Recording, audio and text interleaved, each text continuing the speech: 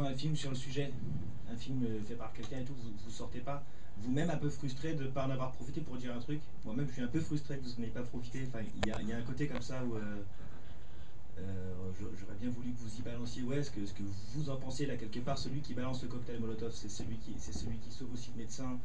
Ce sont deux frangins qui sont là en train de se dire dans la voiture, l'un des choses, l'autre des choses, selon juste les métiers qu'ils font. Il n'y a aucune solution évidente. C'est vraiment comme ça dans la vie aussi, mais on a les moyens de réfléchir aujourd'hui, peut-être mieux après le film qu'avant, mais vous ne vouliez pas donner un peu plus de direction dans un petit endroit qui aurait fait plaisir à Dieu. Que deux, pardon, c'est deux. Vous ne vouliez pas donner un peu une direction à vous, une direction un peu plus dans un sens, quelque chose. C'est quelque part un peu frustrant de voir qu'il quelque part du coup à la fin, presque il n'y a plus de solution à rien.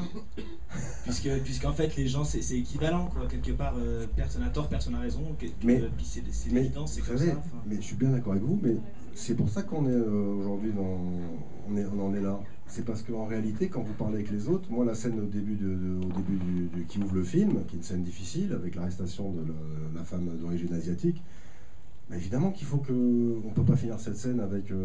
ah les flics c'est vraiment des pourritures. Non, moi j'ai discuté avec les flics, j'ai discuté avec les habitants, il y a un vrai problème de communication, mais finalement quand vous écoutez les uns et les autres, je vous assure, les deux ont tort, les deux ont raison. C'est terrible à dire, mais la solution, si on l'avait, je vous assure, j'ai rencontré pour ce film évidemment des gens, des hommes politiques, des femmes politiques. Quand je les écoute parler, je me rends bien compte que ils n'ont pas plus de solutions que vous ou moi, même si ils n'ont pas d'avantage sur le terrain d'abord. Et surtout, il n'y a pas de...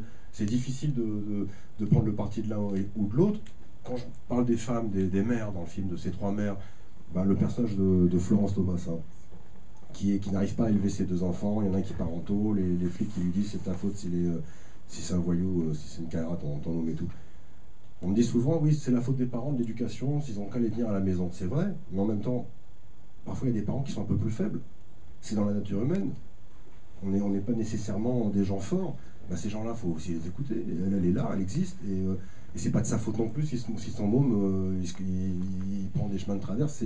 C'est terrible. Sa chance, c'est que le petit frère, lui justement, veut pas faire de peine à sa mère. Il trace. Il fait pas la même connerie que son grand frère, mais je vous assure, il n'y a pas de...